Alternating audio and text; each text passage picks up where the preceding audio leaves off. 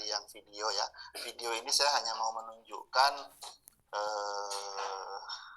gambarnya saja, tapi saya akan jelaskan pakai dubbing aja ya. Dubbing aja. Jadi ini pemeriksaan, salah satu pemeriksaan dalam sistem koagulasi, sistem pembekuan darah adalah prothrombin time.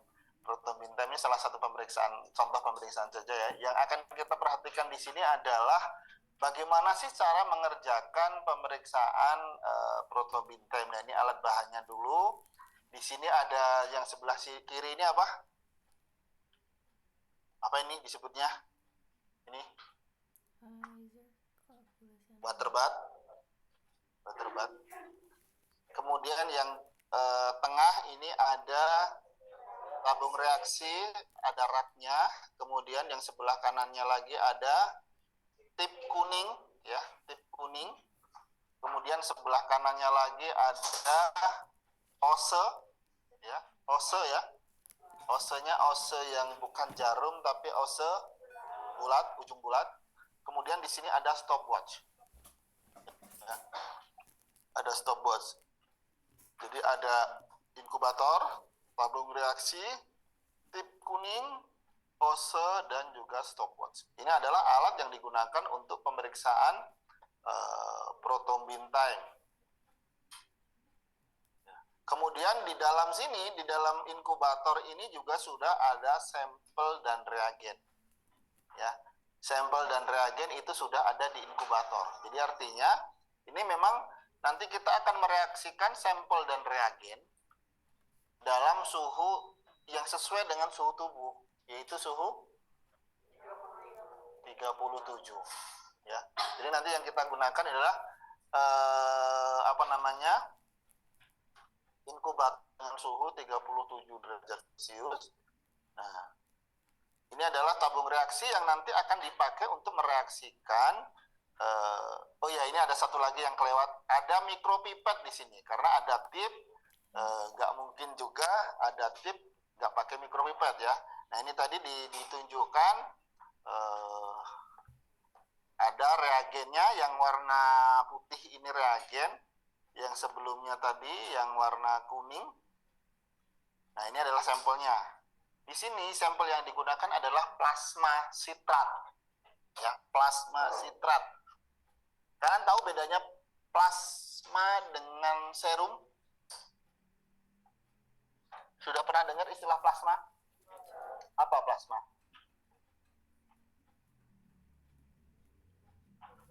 Bukan TV plasma, bukan.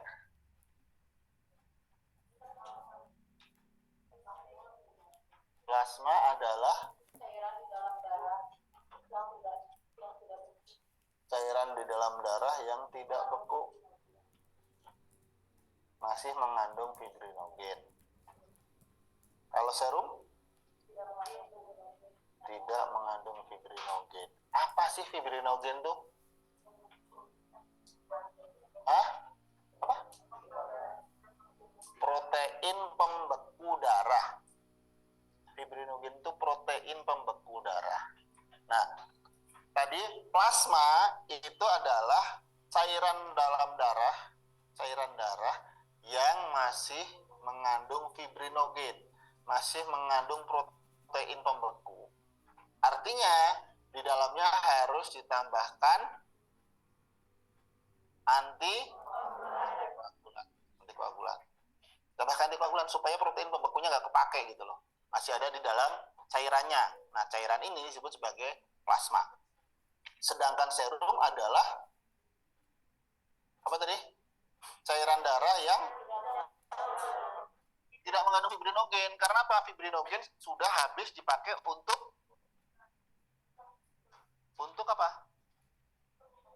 Untuk membekukan darah. Ya. Jadi kalau kita ambil darah, langsung disimpan di tabung reaksi tanpa dikasih antikoagulan, maka cairannya disebut serum.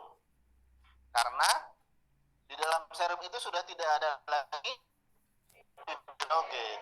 Karena fibrinogennya sudah digunakan membekukan darah. Itu disebut serum. Kalau plasma, artinya di dalam itu masih ada zat pembeku hidrogen. Kenapa masih ada? Karena memang proses pembekuannya dicegah. Nah, kenapa cara mencegahnya gimana nanti kita bahas di lain waktu. Kemudian jenis-jenis antikoagulan. Kemarin kan kalian juga sudah dikenalkan ya jenis-jenis antikoagulan kan di awal mata kuliah hematologi. Apa aja yang kalian kenal? EDTA, natrium sitrat, terus apa? EDTA, natrium sitrat, apa heparin, terus EDTA, natrium sitrat, heparin, apalagi?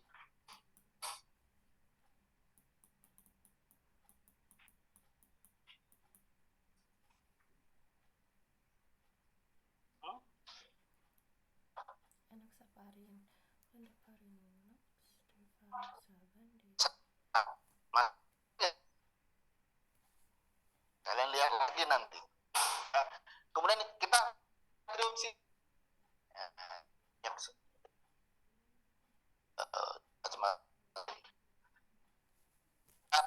ada dua jenis yang digunakan dan dua pemeriksaan utama yang dipakai menggunakan natrium sitrat.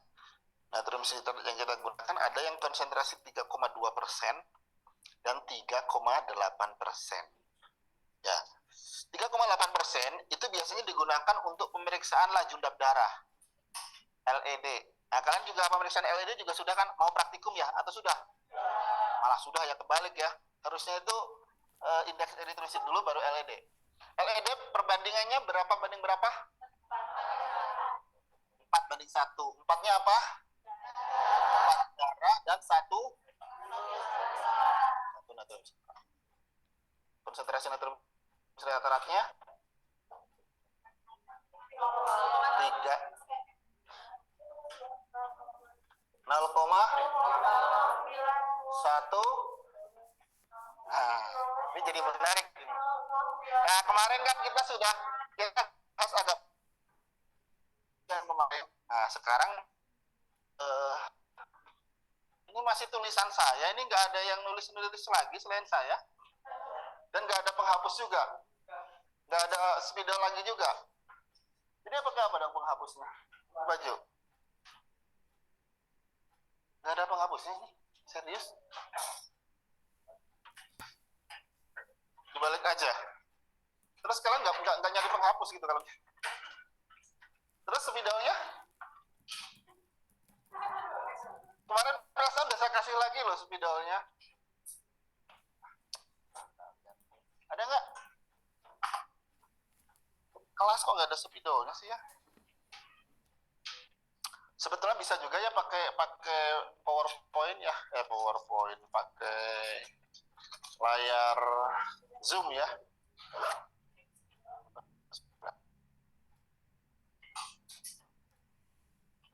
Ya.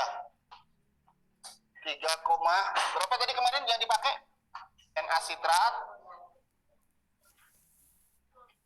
Berapa? Pakai mol per liter ya? Apa satuannya berapa? Konsentrasinya berapa? 0,109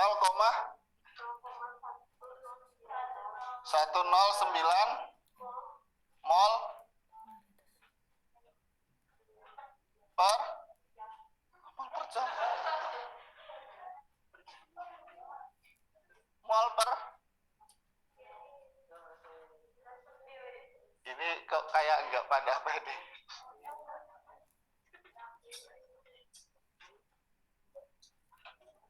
Mol per apa? Dah. Udah praktikum kok masih belum bisa jawab. Kalian nggak pada bikin modul jurnal? Bikin. Lupa lagi. Banyak praktikum. Terus dapat ilmunya nggak ya setelah praktikum tuh? Dapat skillnya nggak? Berapa ini? Satunya apa nih? 0,109 mol per berapa? Per apa? Ini kalau dijadiin persen jadi berapa coba, Cing? Hah? 109? 1,09. Kemarin yang disebut persen kemarin apa sih? Gram per, ini sama dengan gram per desiliter, sama dengan gram per 100 mililiter gitu kan ya? Kalau dari sini ke sini, apa yang dibutuhkan? Hah? Berat molekul. Di sini harus ada BM atau MR. Ya. Apa itu BM-MR? Apa itu? Berat molekul. Tahu kan ya berat molekul? Ya, tahu. Ini jadinya apa dulu ini? Mol per apa?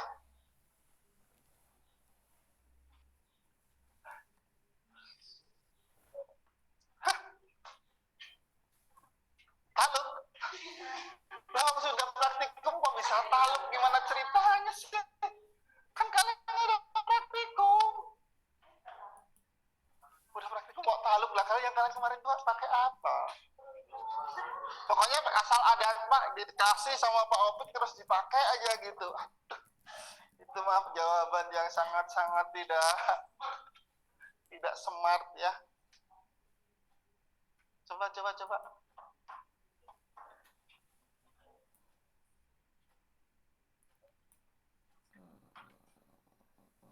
Ini sekalian aja kita belajar konversi satuan. Ya, karena glukosa kan yang kalian kenal satuannya miligram persen kan ya kemarin ya. Normalnya 120, 110 gitu, 100 gitu. Itu satuannya miligram per desiliter, miligram persen glukosa. Tapi ada juga alat yang atau misalnya negara yang menggunakan satuannya bukan itu. Ada negara yang menggunakan satuannya milimol per liter, ada yang mol per liter. Nah kalau itu apa itu? Yakin? Ngorong, kalian ngorong atau ngarang ini? Ngarang. Coba misalnya ini mol per liter nih, misalnya ya, dijadiin gram per desiliter jadi berapa? Natrium sitrat MR-nya berapa? MR natrium sitrat berapa? Yang di rumah juga, jangan hanya yang di sini aja yang nyari. MR natrium sitrat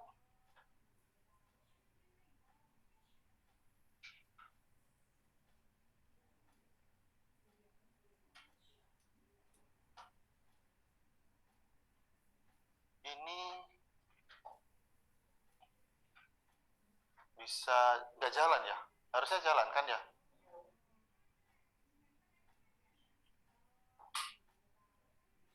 Ini harusnya warnanya biru. Nah, biru. Oh, tapi hijau lagi. Nah. Geser ya. Nah, geser sekarang.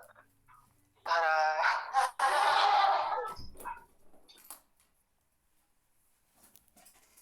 Berapa coba, Cing? MR natrium sitrat, kalian ketik di Google MR natrium sitrat pasti muncul loh. 58,5 gram per mol. 58,5 per mol. Satuannya apa kalau MR tuh? Gram per mol. Gram per mol.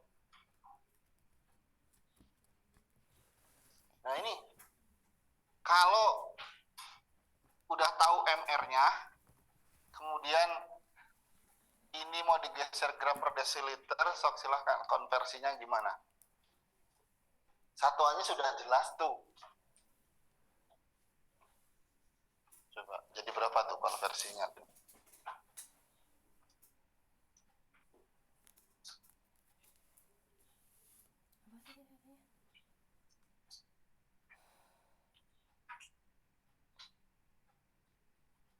Karena Karena sebetulnya kalau pemeriksaannya sederhana dan prinsip alatnya juga nanti sederhana. Makanya justru saya mau lebih mendalami terkait dengan teori terkait penyiapan sampelnya dulu.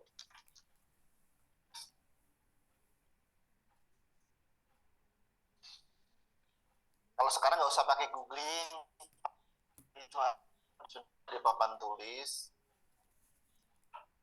Tahu konsentrasi awal, tahu satuan awal, tahu satuan akhir, tahu jembatan untuk konversinya, tinggal bikin konversinya kalian. Kan jembatannya adalah MR. Ya. Ya nggak sih? Ini paham nggak sih kalian kayak gini teh? Paham nggak? Nggak paham. Kalian udah belajar kimia dasar kan? Di SMA lulus kimia kan? Ini mah kimia SMA juga bagian kimia yang paling awal banget, bukan kimia yang kimia yang apa namanya ada entalpi, entropi, eksterem, nggak sampai situ. Ini mah yang kimia yang paling awal. Ini yang nanti kalian akan pakai terus selama kalian jadi orang TLM itu ya, yang diukur kan konsentrasi. Jangan sampai TLM nggak bisa konversi konsentrasi. Terus ini kelihatannya semuanya nggak pada ada yang bisa, gimana?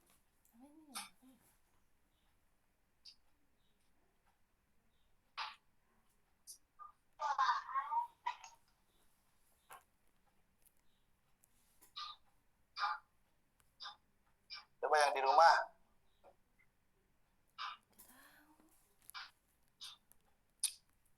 Konsentrasi awalnya 0, tadi 0,109 milimol atau mol? Yakin? Yang saya tulis itu ikut kalian loh, bukan yang benernya loh.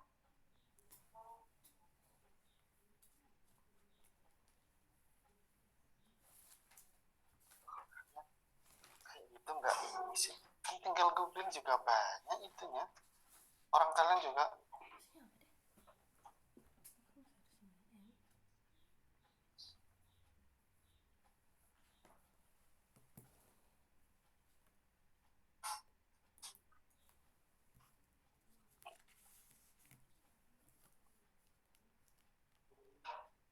Milimol. Milimol per liter. Oke. Milimol per liter 0,109 milimol per liter katanya.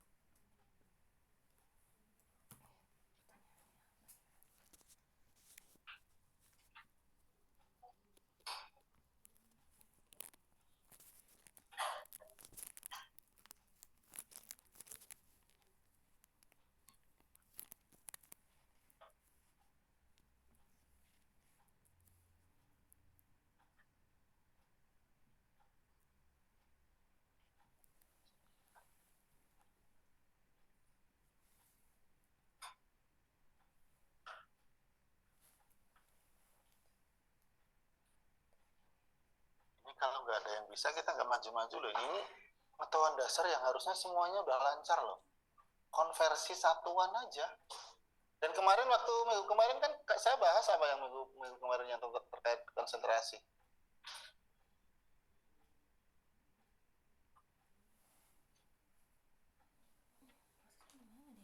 Persen. Ya, di kelas ini juga kan ngebahas tentang persen, gram per desiliter kayak gitu.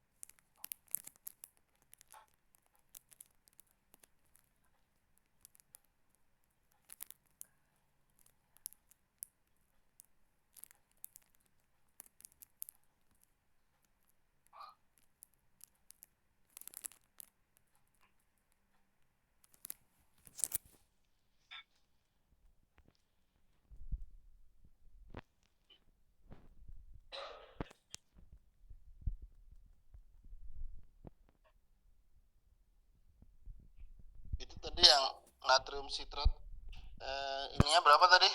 MR-nya 58,55 58,5. Dapatnya dari mana itu?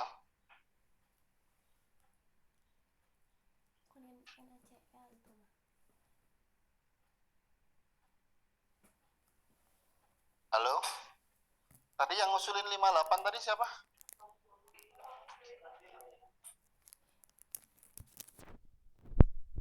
Halo, tadi kelas B siapa ya yang, atau kalian yang di sini nggak ada yang nemu selain angka itu 58 itu?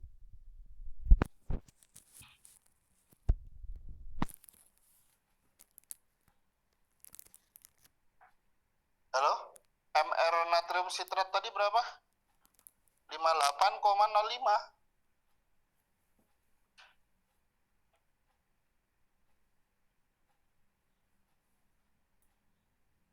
Berarti di kelas ini nggak ada yang nyari ya MR natrium sitrat ya?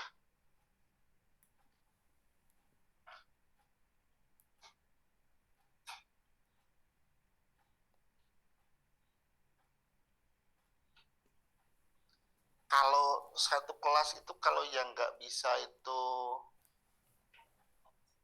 1-2 orang atau setengah kelas itu normal gitu ya. Kalau yang bisa 1-2 orang itu berarti parah. Kalau nggak ada yang bisa, apa namanya?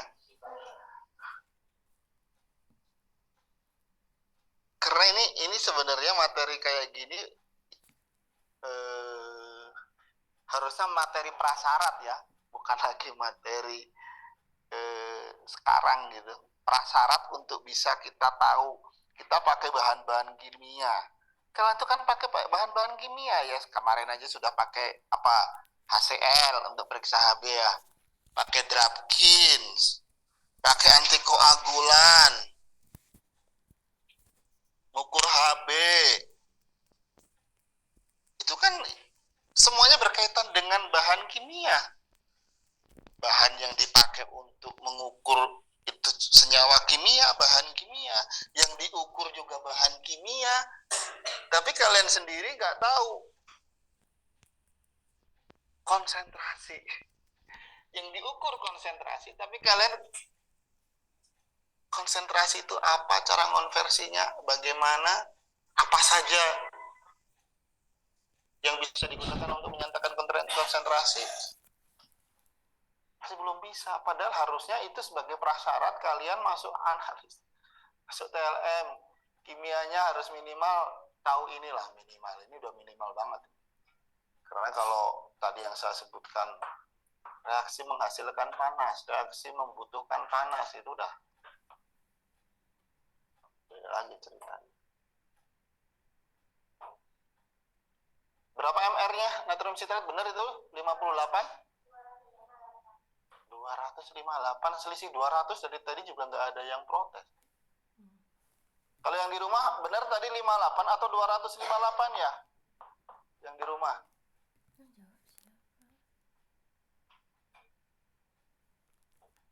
Halo yang di rumah?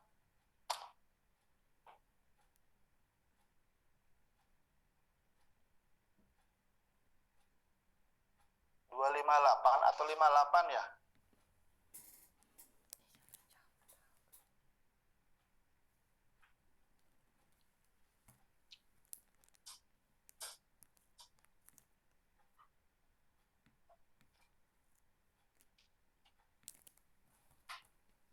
Ini yang di rumah sama-sama. Ini yang di rumah merhatiin nggak sih ya ini ya? Halo?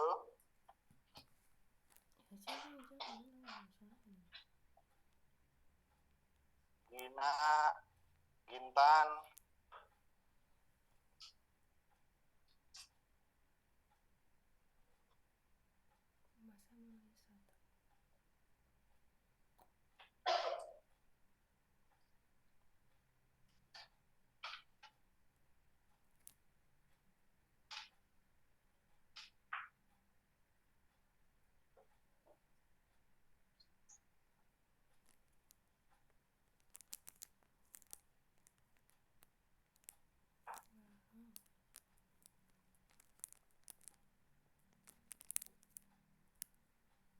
ada yang dari SMK Kimia nggak?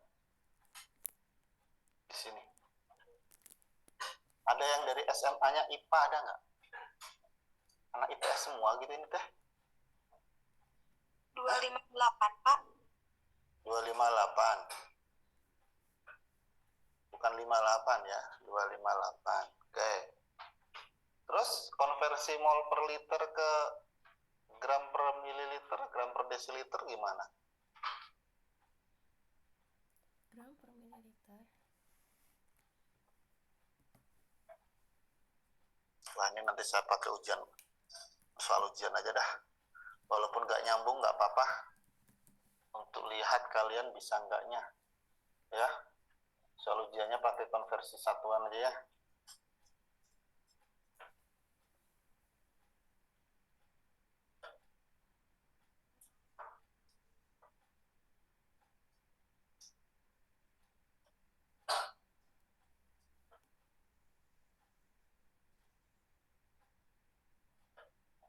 Gram per mililiter.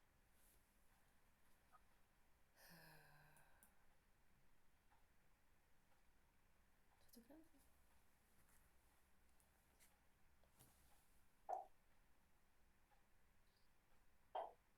Ini IPS semua, bener serius ini? Nggak ada anak IPA-nya? Ada, Pak. Hah? Ada.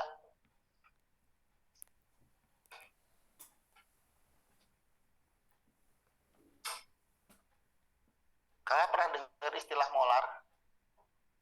Pernah. Apa itu molar?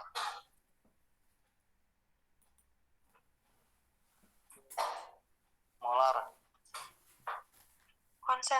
Ukuran konsentrasi larutan. Ukuran konsentrasi larutan, satuannya molar. Yang disebut 1 molar itu segimana sih?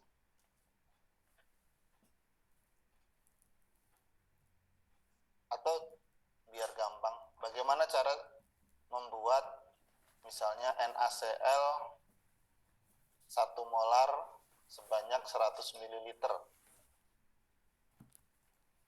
NaCl 1 molar sebanyak 100 ml. Berapa NaCl yang harus ditimbang?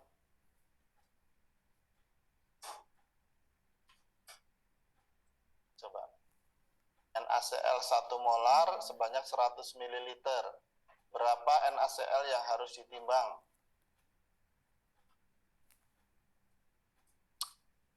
Cepet-cepetan. Yang benar nanti yang paling cepat dapat teh pucuk.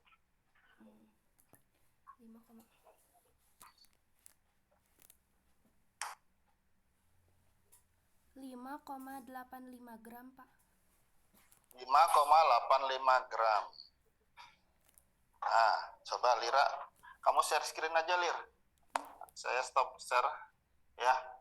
Saya stop share dulu. Coba Lira bisa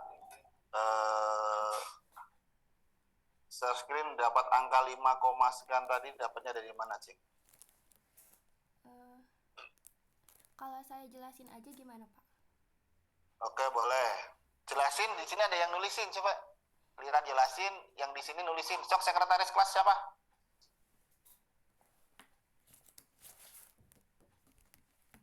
Nah, ada yang Lira jelasin, di sini ada yang nulisin.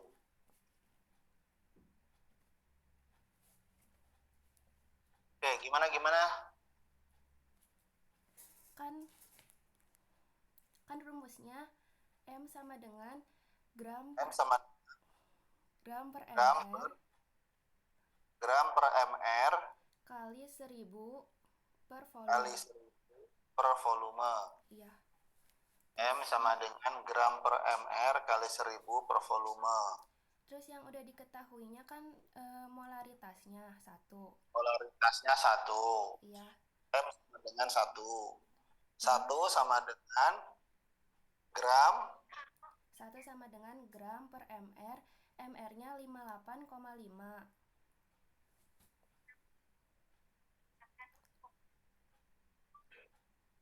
Kali 1000 per volumenya tadi 100 mili per 100 jadinya. Ya. Terus 1000 dibagi 100.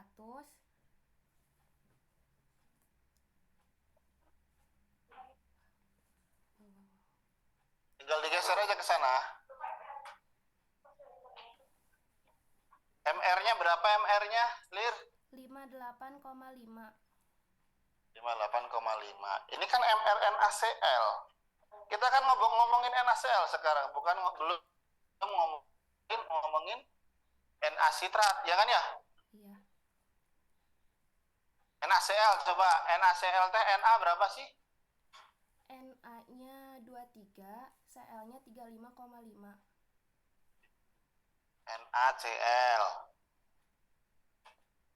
RNaCl ARNA-nya 23, Cl-nya sama dengan 35,5. Na sama dengan 23, Cl sama dengan 35,5. Jadi sama dengan dijemahin 358, satuannya apa? Gram per mol. Oke. Udah. Ini kan nggak bisa juga kayak gitu.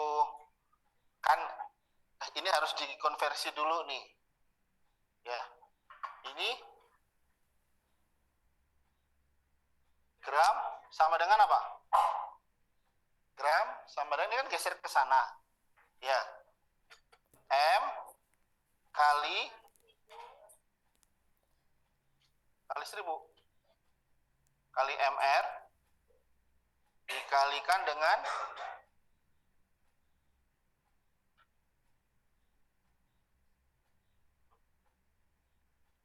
per volume atau volume per 1000?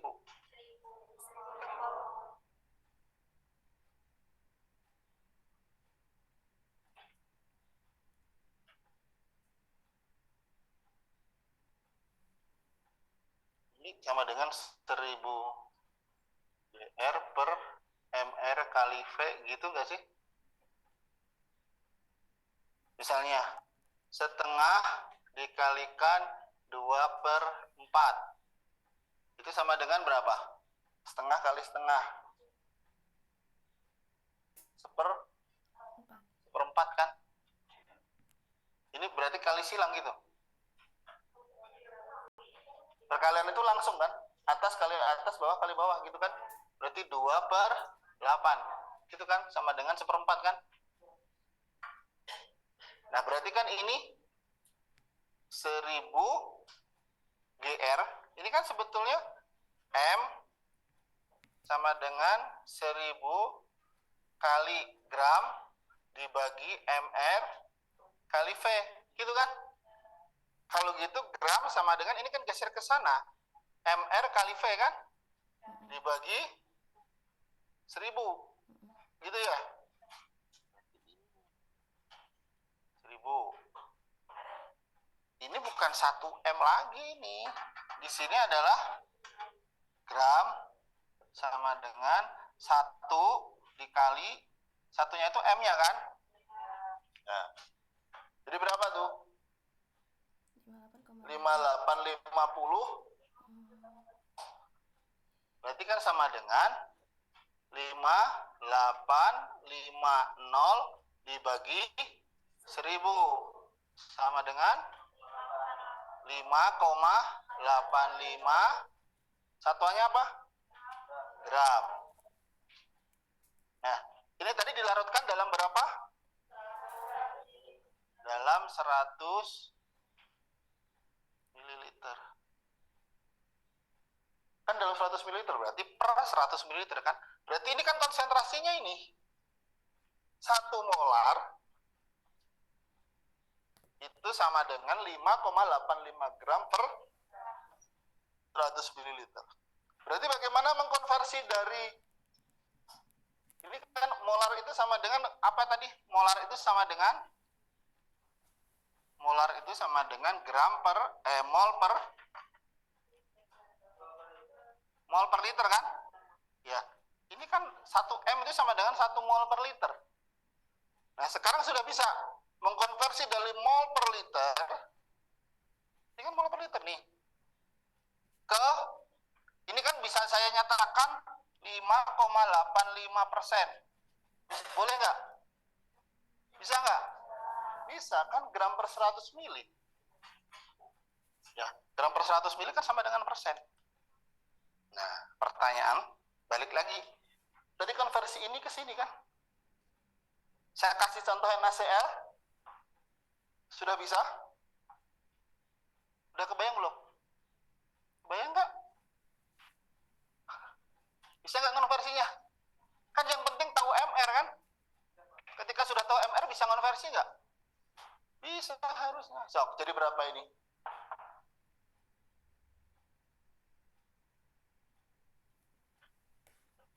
Konsentrasi awalnya tahu.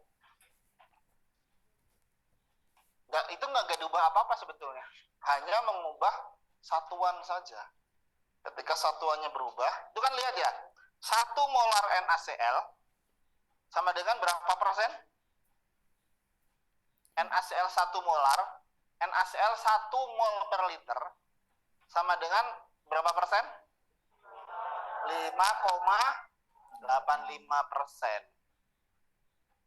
Sekarang kalau sitrat 0,109 molar, nah itu kan kalau angka awalnya molar, satuan awalnya molar. Jadi berapa persen? 0,1. Pertanyaan saya kan itu.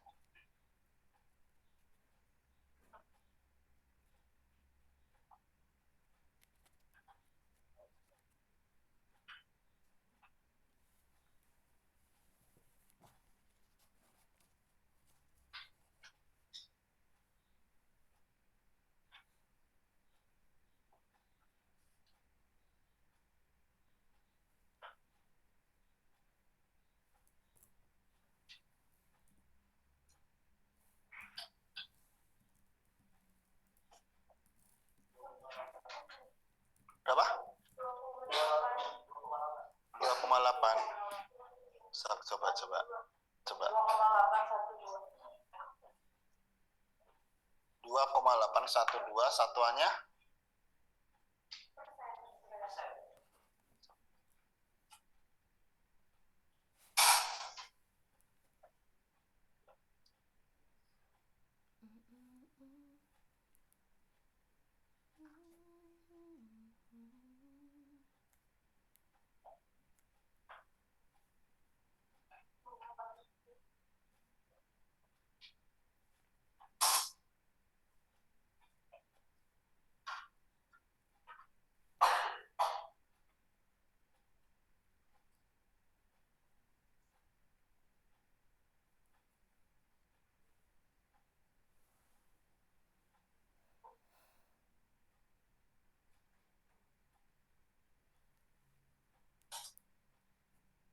jadi Lira dapat teh pucuk nih. Mau diambil nggak, Lir?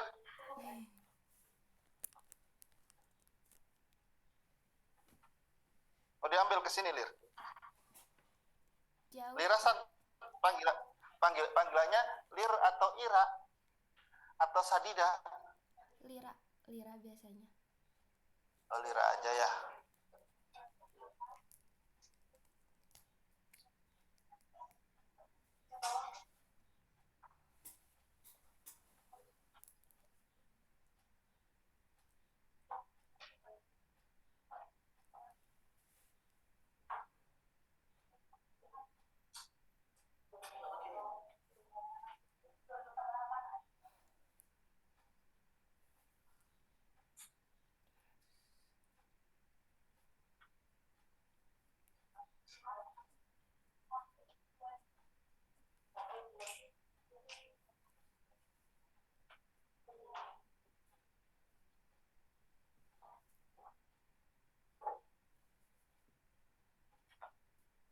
Coba gimana?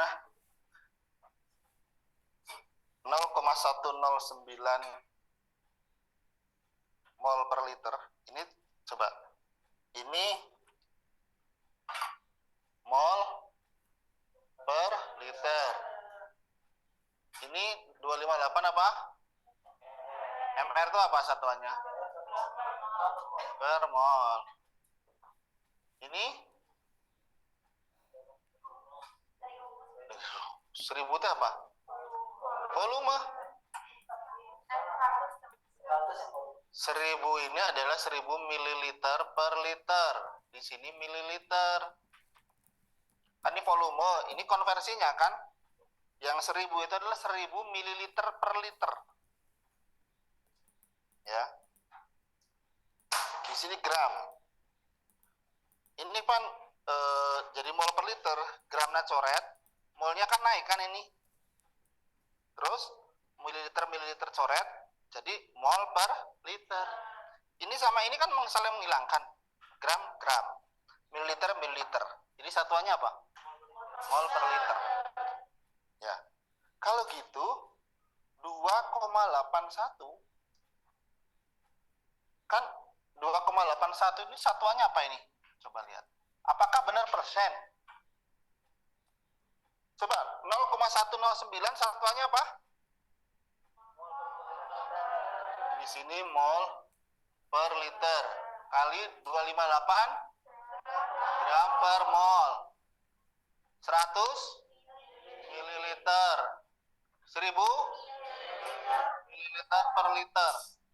Coba. Ini coret. Mililiter coret.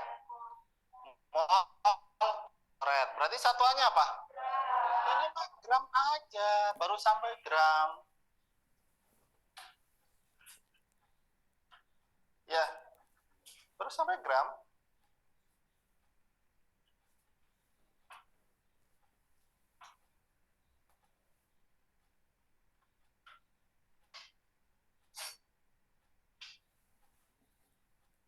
Bentar, ya. Liter coret. 100 mililiter mol gram. Ya kan? Gram.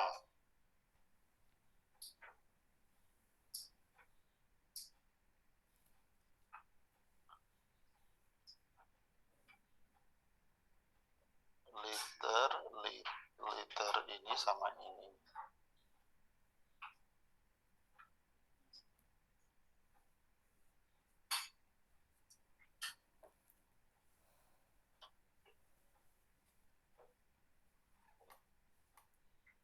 Berarti kan ini satuan akhirnya baru gram. Ya, gram. Mol per liter.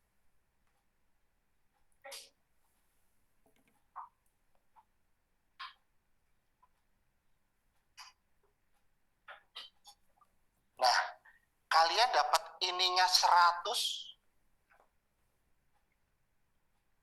Ini dari mana? Hah? Volume? Emang rumusnya 100? Ini kan V tadi. Nih lihat ke sini. Ini kan V. Ya. Per V kan? Bukan per 100 kan? Jadi ini tiba-tiba muncul dari soal yang gak jelas gitu. Orang yang ditanyakan ini tuh gak ada keterangan bahwa volumenya 100.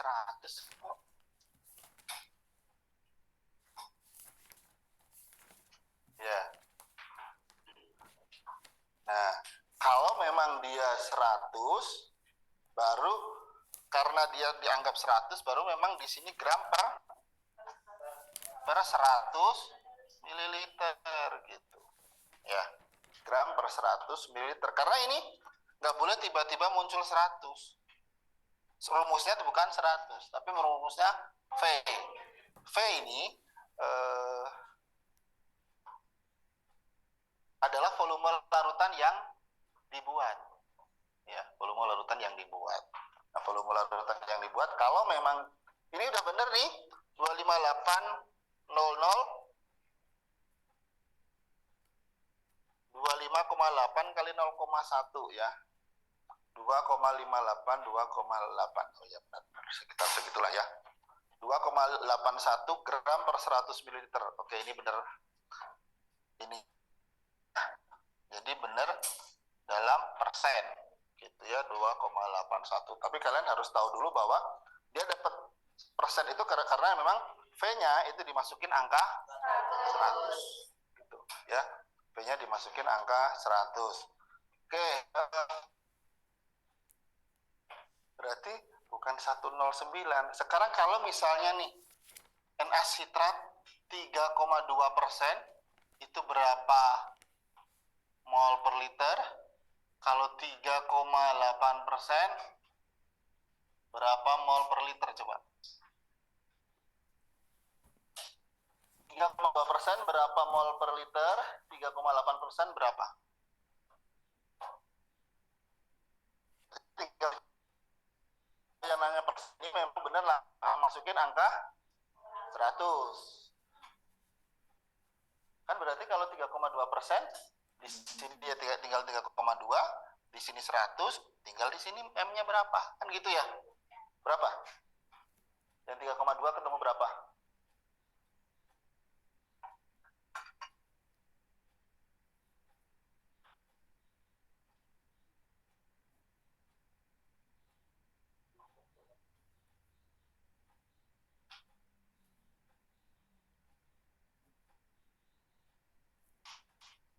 Tiga koma dua dibagi 258, ini 2 ya. Koma bukan koma 5 ternyatanya. 258,06, tapi ini udah dianggap aja nggak ada. Tadi kok 58,5 kok nggak pada protes, ternyata 58,5 itu MR-nya NaCl ya. Ya kan? Ini kan pada ditulis 5 ya. Ternyata ini punyanya NaCl. Orang yang ditanyakan Na sitrat, ini jawabnya NaCl.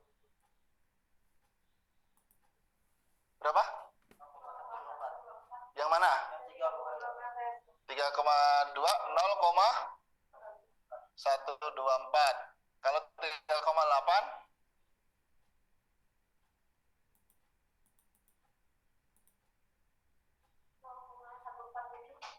0,147. Ya, jadi nanti yang kita gunakan ini, jika kita menggunakan ininya sitrat anhidrat, ya. Nah, perbandingan, saya balik lagi. Ini intermezzo saja itu. Perbandingan antara sampel dan antikoagulan untuk LED kemarin 1:4. Untuk yang di koagulasi berbanding 9, ya, 1:9. Nah, tadi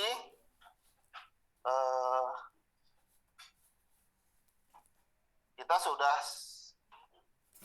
tahu alat-alat dan bahan yang digunakan, mulai dari alatnya itu ya, water bath, tabung reaksi, ose, timer, mikropipet. Kemudian bahannya itu ada reagen dan sampel, ya, reagen dan sampel. Nah, prosedur kerjanya, mungkin sebelum ke prosedur kerja saya mau sampaikan bahwa proturbin time itu nilai normalnya yang dihitung adalah waktu yang dibutuhkan oleh sampel untuk membeku ketika sampel tersebut dicampur dengan reagen. Ulangi, waktu yang dibutuhkan oleh sampel untuk membeku ketika sampel tersebut dicampur dengan reagen. Ya. Dan proturbin time nilai normalnya itu dalam hitungan apa? 9 sampai 12 detik. Coba kalian bayangkan nilai normal proturbin time, ya, 9 sampai 12 detik. Sehingga bisa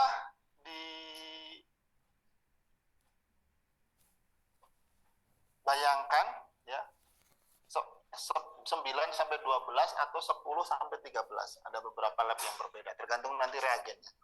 Kita bisa bayangkan berarti ketika kita memasukkan, ini kan di sini ada sampel, ada reagen, ada tip kuning, ada mikropipet, ada timer, ada OSE. Jadi ketika kita nanti nyampur antara reagen dan sampel, ketika reagen dan sampel pas campur, maka pada saat itu juga pas kita nyalain timer. Ketika nanti sudah mulai ada bekuan, pas kita matiin timer. Dan ini harus cepat kerjanya. Karena normalnya hanya 10-13 detik.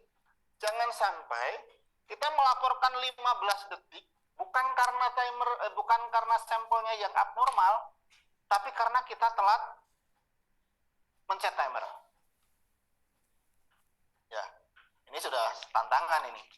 Kalau kemarin kan pakai mikroskop aja bermenit-menit nggak ketemu.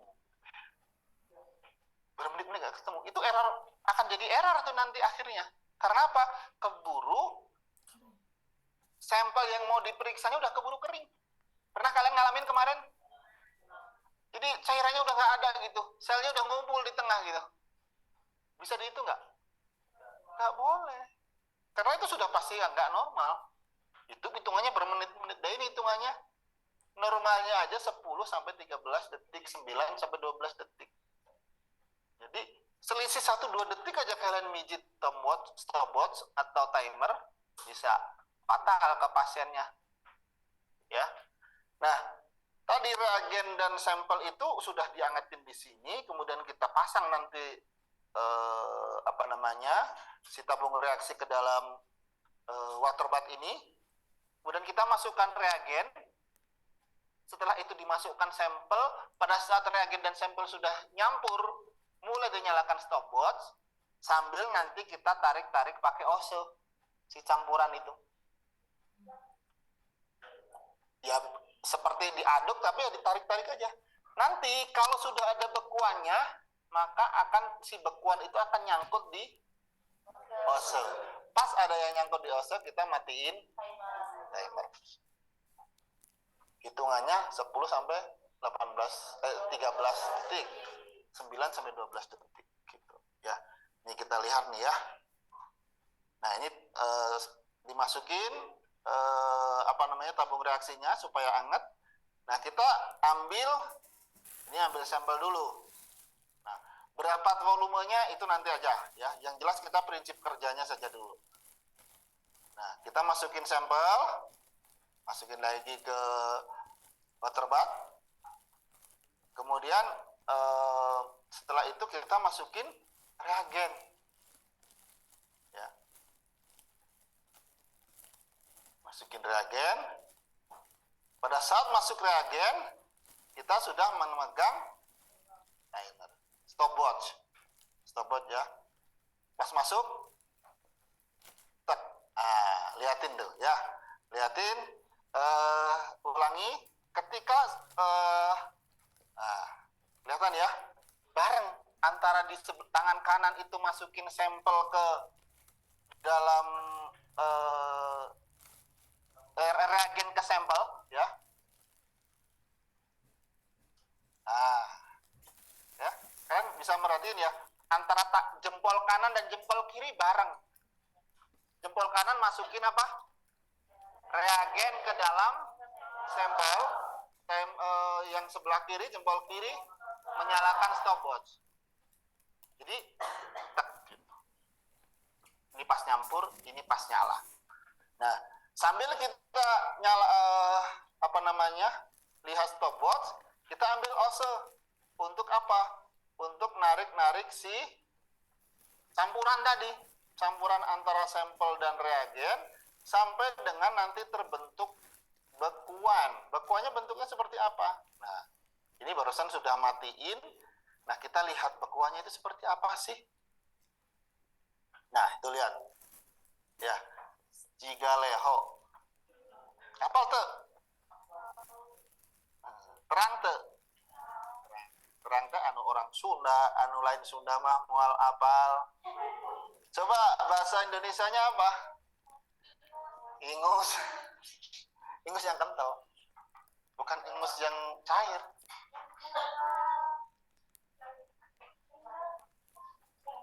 Tumbal.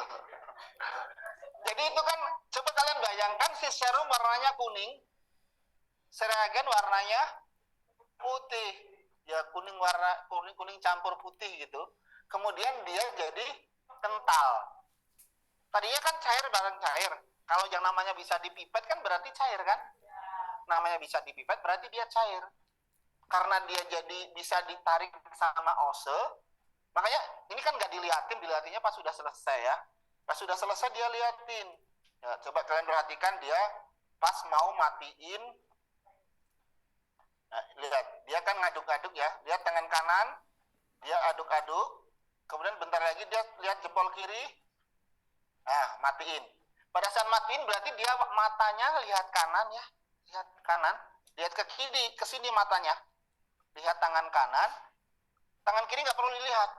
Lihat tangan kanan, begitu di tabung reaksi itu sudah mulai ada bekuan, tangan kiri matiin. Nah, bentuk bekuannya seperti apa? Ini dia tunjukin, dia angkat. Nah, ini kan udah selesai kan hasilnya. Nah, kalian lihat tuh. Lihat ya? Lihat kan? Lihat. Jadi seperti itulah manualnya. Tuh, di sini 11 sampai 14. Jadi kisaran segitu nilai normal tuh. Nanti bisa tiap reagen bisa beda-beda. Ada 9, 12, 10, 13, 11, 14. Kita bisa bayangkan bagaimana kita bekerjanya gitu ya. Coba ini kalau kita lihat, ini kan pakai apa? Pakai YouTube kan bisa kita lihat ya. Dia masukin netesin tadi berapa di menit ke berapa. Coba lihat, di detik ke berapa. Ya, kita lihat. 2.15 ya, 2.15. Timernya kelihatan kan ya? 2.15. Kemudian dia matiin di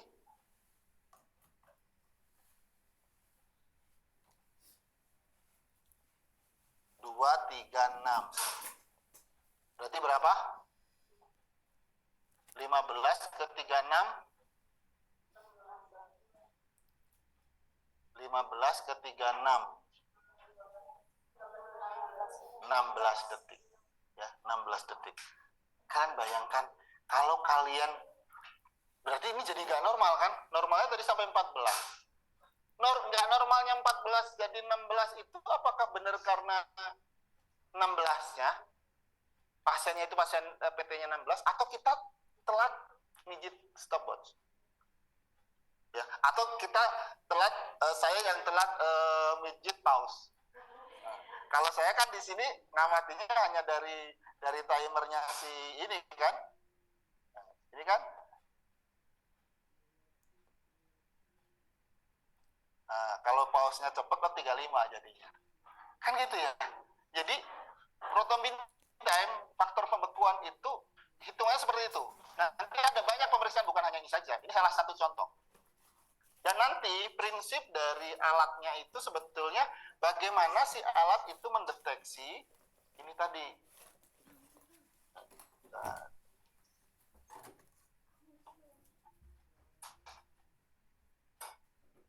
Nah, kita lihat ya, kalian lihat ya. Ini kan ada sesuatu yang tertarik ya, warnanya putih. Ya. Inilah yang diamati itu sebetulnya ini. Yang tadinya cair dengan cair, ternyata dia ditarik pakai ose, ketarik. Berarti dia sudah tidak cair lagi. Tidak cair lagi. Berarti dia sudah membeku. Menjadi satu bekuan. Dalam sekian detik setelah si reagen dicampur dengan sampel. Reagennya yang ini dia, reagen dicampur dengan sampel. Menjadi bekuan seperti ini. Ya. Jadi waktu dari mulai reagen dan sampel dicampur sampai dengan waktu dia beku berapa detik? Itulah yang disebut sebagai pemeriksaan koagulasi. Nah, ketika kita bicara koagulasi analyzer, artinya mendeteksi pada saat sampel dan reagen dicampur dan juga mendeteksi ketika terjadinya bekuan. Bekuan, gitu. Ya, paham ya di sini ya. Jadi artinya sudah paham dulu pemeriksaan koagulasi sehingga ketika kita bicara alat otomatisnya itu sudah paham, sudah lebih mudah memahaminya. Ini coagulation analyzer atau blood coagulation analyzer adalah peralatan yang mengukur kuantitas faktor-faktor berperan dalam proses hemostasis atau pembekuan darah. Ya, jadi dipakai untuk mendeteksi kelainan pada pembekuan darah yang berhubungan dengan berbagai kondisi lah ya. Artinya kita kalau kondisi apa saja yang nanti memanjang pada pembekuan darah itu nanti kita bahas di hematologi. Yang kita bahas sekarang adalah coagulation analyzer-nya atau blood coagulation analyzer. Ya, di sini bisa juga untuk mengamati selain berbagai jenis penyakit, juga efek obat, kemudian efek antikoagulan dan lain-lain, agen antitrombosit. Nah, kemudian bagaimana sih prinsip kerjanya? Nah, kalau tadi menggunakan matameter, ya, matameter tadi kan yang dilihat mata kita mendeteksi bahwa di situ ketika ditarik menggunakan ose, maka akan ada yang ketarik. Itu jelas kelihatan oleh mata.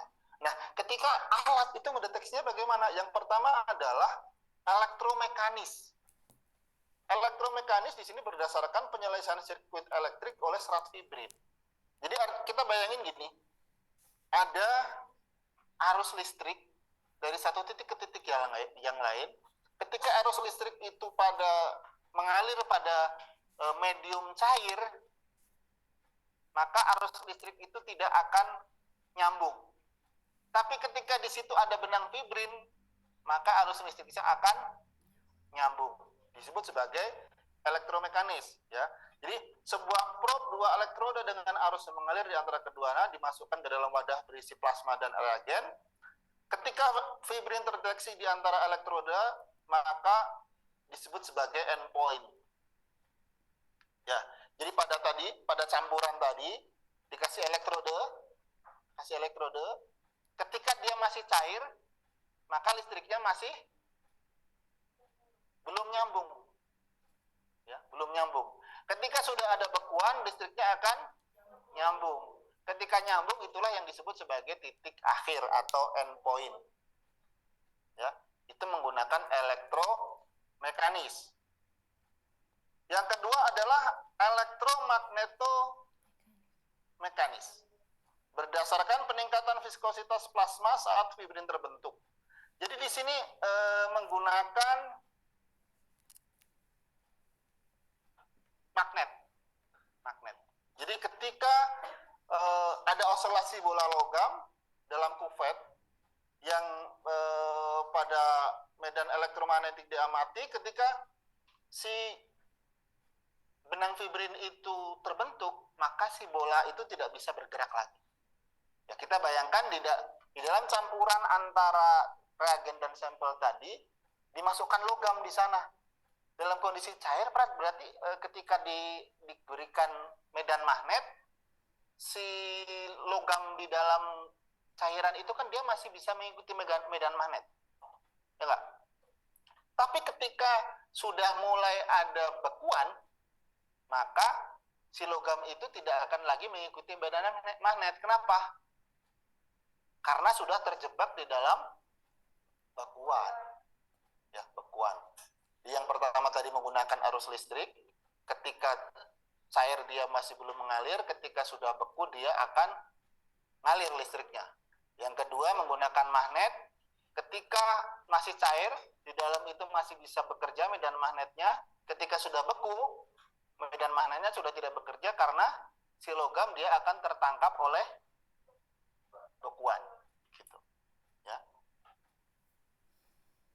Kemudian yang selanjutnya adalah menggunakan fotooptis. Nah, fotooptis ini mirip-mirip menggunakan prinsip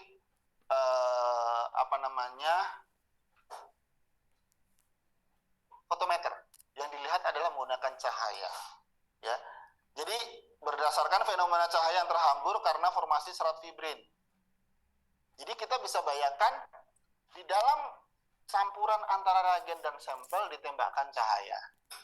Ya.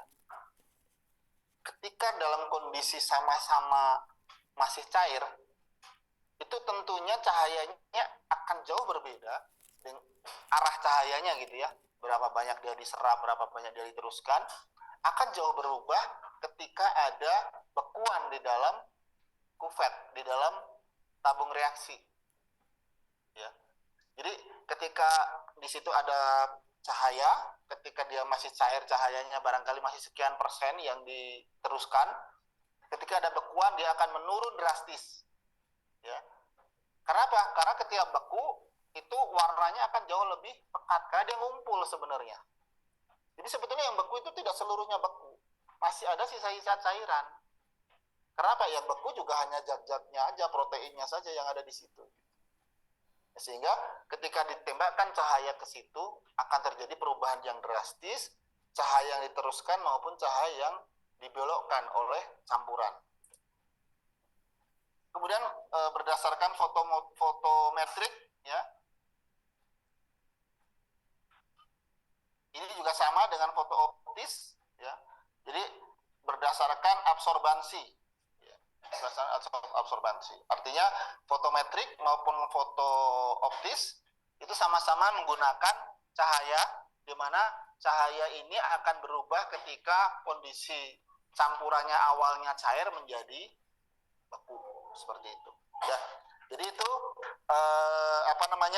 prinsip alat yang digunakan untuk pengukuran ini faktor-faktor koagulasi. Ada banyak jenis pemeriksaan koagulasi yang mungkin menggunakan alat itu. Yang tadi dicontohkan pertama adalah pemeriksaan prothrombin time yang paling atas. Ada lagi jenis-jenis pemeriksaan yang lain yang mungkin dipakai. Tapi semua jenis pemeriksaan koagulasi prinsipnya mirip. Yang nanti membedakan adalah komposisi dari reagennya. Ketika komposisi reagennya berbeda-beda, maka nanti faktor yang akan terdeteksi dari ketika ada kelainan pada hasilnya itu yang berbeda pula. Ya, tapi kita belum akan bahas itu. Misalnya itu ada faktor 2, 5, 7, 10, 8, 9, 11, 12 apa gitu. Kita belum akan bahas itu. Yang kita bahas sekarang adalah bagaimana sih si alat itu mendeteksi bekuannya. Ya. Kebayang ya? Jadi prinsip koagulasi analyzer sederhana, itu saja. Tapi saya tadi agak panjang ngebahas tentang persiapan sampel karena ternyata kalian lemahnya di situ. Kalau di sini mah ini kan gampang ya, ada 4 kemungkinan tadi, 4 kemungkinan metode yang digunakan, dan sebenarnya nanti ketika kan ini nih, di sini kan ada contoh alatnya, ya. Di sini ada wadah kuvet sebetulnya. Nanti kita misalnya di sini ada tombol-tombol, itu adalah jenis pemeriksaan yang akan kita ukur. Kemudian nanti ini contoh ketika mikropipet, ini mikropipet nih. Di mikropipet ada detektornya. Ketika dia mikropipet kita klik gitu, berarti kan mulai nyampur tuh antara reagen dan sampel. Pada saat klik, timer bekerja, kemudian dia akan mendeteksi kapan dia titik akhirnya. Nah, pada saat titik akhirlah itu nanti akan dilaporkan, oh, prothrombin time-nya sekian detik. Gitu. Ya. Sebenarnya ini karena pemeriksaan manualnya juga sederhana, sehingga prinsip pada saat alat otomatisnya juga sederhana saja, ya, untuk mendeteksi terjadinya bekuan. Beda kan dengan kemarin kita ngedeteksi sel ya, hematologi analyzer kan rumit. Karena apa? Jadi deteksi adalah jenis selnya, warna selnya, ukuran selnya, gitu kan. Teknologinya di situ lebih canggih. Kalau di sini teknologinya lebih sederhana karena apa? Jadi deteksi hanya bekuan aja. Jadi sebetulnya yang lebih rumitnya adalah di reagennya. Sehingga ketika masuk ke alat, ya alat itu sebetulnya ngedeteksi, oh ini masih cair, oh ini sudah beku. Ya. Dalam kondisi yang ekstrim, ada pasien yang nggak cair, nggak beku-beku, sehingga tidak ada endpoint-nya. Nah itu biasanya dicek manual. Pas di manual ternyata memang nggak beku-beku gitu. Ya. Sampai di sini barangkali ada pertanyaan? Yang di rumah?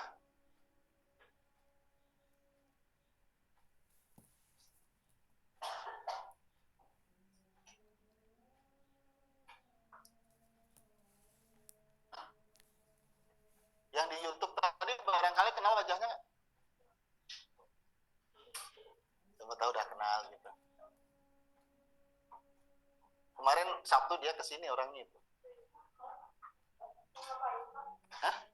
Sabtu kemarin. Oh iya, OSE. Ngawas.